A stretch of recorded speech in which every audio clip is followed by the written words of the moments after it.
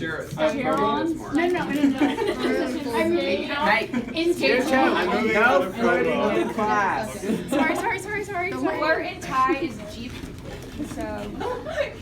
Welcome to the theory of gluten. We've spent years of research studying what gluten is, and we've developed many amazing theories. We are renowned glutenologists, Jaron Steinley and Professor Peterson.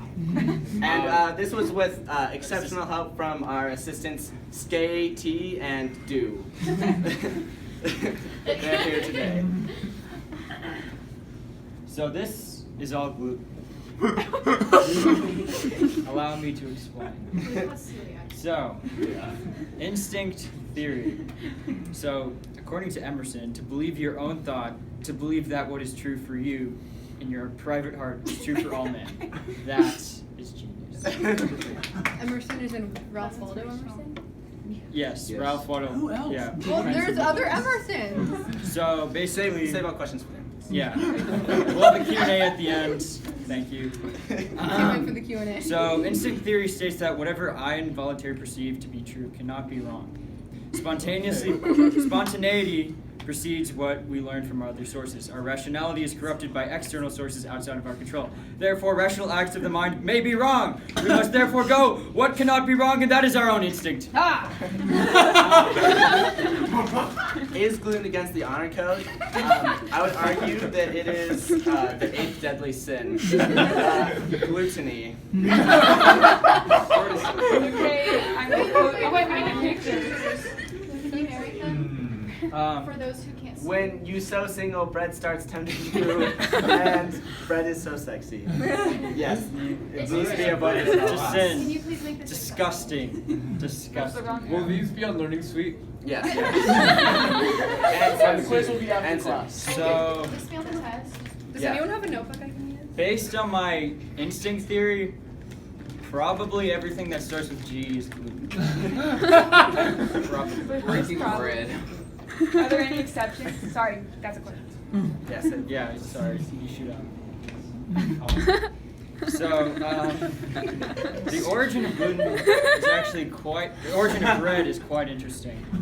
So, bread evolved from single-cell gluten organisms. After complex brain development, gluten decided the best way to deceive and poison people was to disguise itself in sandwiches. Thus, bread was born. It says, sliced bread was invented in 1928, sandwiches before 1928. So, wait, so the bread came first or gluten came first? Gluten came first Yes. to deceive people through As bread.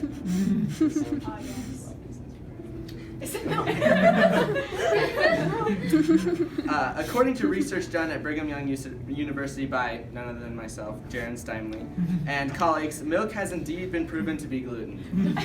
In his research, he provided through a thorough study with over 300 participants each, cows and wheats, that gluten and lactose are molecularly identical.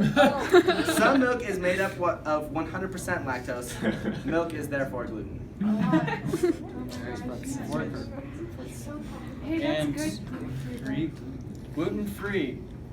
It's a lie.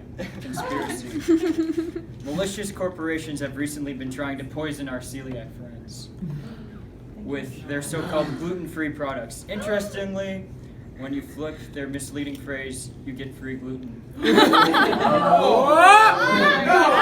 evidence is all there. Nice try, boomers. Nice try. The corner one says, you said that your product was gluten-free. My intestinal tract has determined that a lie. Truly a common problem. These are our methods of research. Moving on. Wait. The effects of gluten on the mind are unfortunately incredibly severe. Excessive consumption of gluten by those with celiac disease has been shown to affect the frontal lobe of the brain in various disturbing ways. The frontal lobe controls personality, behavior, judgment, speech, body movement, and intelligence. Because of this, many people with celiac have been shown to be in complete denial about the illness that plagues them. In a survey conducted with 153 celians, humans with celiac disease, those who professed to have consumed gluten recently showed all of these symptoms. They are also likely to react erratically when confronted about said issues.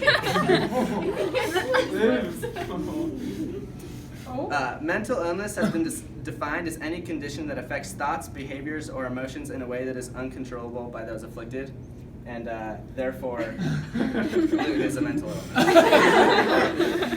Because of these definitions shown, the leading authority on mental disorders, the National Institute of Mental Health, recently began classifying gluten as a mental disease. Unfortunately, because of the unpredictable behavior of celians, it has been advised to avoid any confrontation with them and to report any behavior that is correlated with celiacs. Appropriate treatment will be pursued.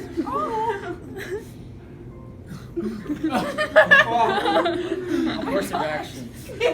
Unfortunately, because of the unpredictable behavior of celians, it has been advised to avoid any confrontation with them and to... Oh, wait, you already read that one. Oh, does my friend have celiac disease? It is highly likely. Take precautions. They are still your friend, but likely under the influence of a power beyond their control. Be wary of violent actions against themselves or others. As Like a fish. harmful stereotypes. Unfortunately, the recent popularity of the phrase "let's get this bread" has caused a spike in celiac problems. It brainwashes them to think that getting the bread will be beneficial for them instead of the numerous horrible effects that it has. So we've come up with a couple of treatments that we have deemed helpful. And this one is called reduction therapy. Because gluten is so prevalent and unpredictable, it is important to slowly start weaning yourself off of